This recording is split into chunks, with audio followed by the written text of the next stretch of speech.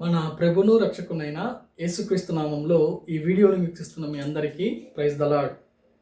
చాలాసార్లు మనము దేవుని దగ్గరికి వచ్చి దేవుని దగ్గర ప్రార్థించినప్పుడు కానీ, లేకపోతే మందిరంలో ప్రార్థించినప్పుడు కానీ, చాలాసార్లు మనము దేవుణ్ణి ఎలా చూస్తామంటే ఆయన ఒక ఏదో ప్రత్యేకమైన వాడుగా, అంటే మన సొంతంగా అనుకోకుండా ఏదో ఉన్నాడు దేవుడు, మనం ఆయన గనక ప్రార్థించకపోతే దేవుడు ఏమన్నా చేస్తాడేమో, లేకపోతే దేవుడు ఏమన్నా అంటాడేమో, కోప్పడతాడేమో, లేకపోతే నేను దేవుని దగ్గరికి వచ్చి నా పాపాన్ని ఒప్పుకోకపోతే ఎలా ఉంటుందో అని చెప్పి చాలామంది మందిరానికి రాకపోవడము.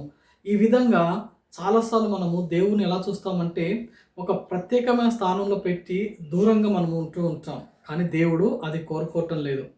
దేవుడు ఒక ఆదరణకరమైన వాక్యంతో ఈరోజు మనతో ఏం మాట్లాడుతున్నాడంటే, దేవుడు మనల్ని కోరుకుంటున్నాడు, మన హృదయంలో ఉండాలని కోరుకుంటున్నాడు, మనతో సహవాసం చేయాలని కోరుకుంటున్నాడు. మనము ఎలాంటి పరిస్థితుల్లో ఉన్నా సరే, ఎటువంటి పాపపు స్థితిలో ఉన్నా సరే, ఎంత ఘోర పాపివైనా సరే, మనం ఎంత ఘోర పాపులమైనా సరే, మనల్ని ప్రేమించి మనల్ని దగ్గర తీసుకొని మనల్ని తన యొక్క రక్తంతో కడిగి పవిత్రపరిచి తిరిగి మళ్ళీ మంచి హృదయాన్ని ఇచ్చి మళ్ళీ మనల్ని ముందుకు సాగిపోయే విధంగా దేవుడు చేస్తాడు. అంతేగాని దేవుడు ఏమని అంటాడేమో, కోపడతాడేమో, లేకపోతే కాదు.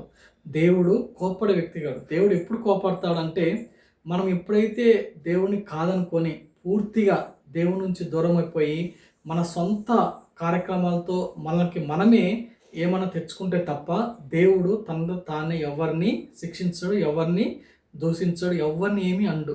దేవుడు ప్రేమ స్వరూపి, ఆయన దీర్ఘశాంతం గలవాడు కదా.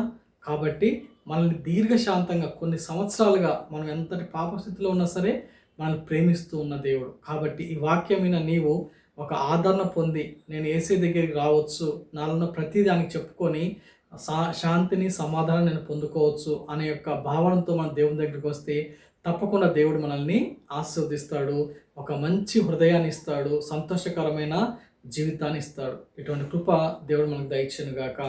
ఆమేన్. Praise the lord.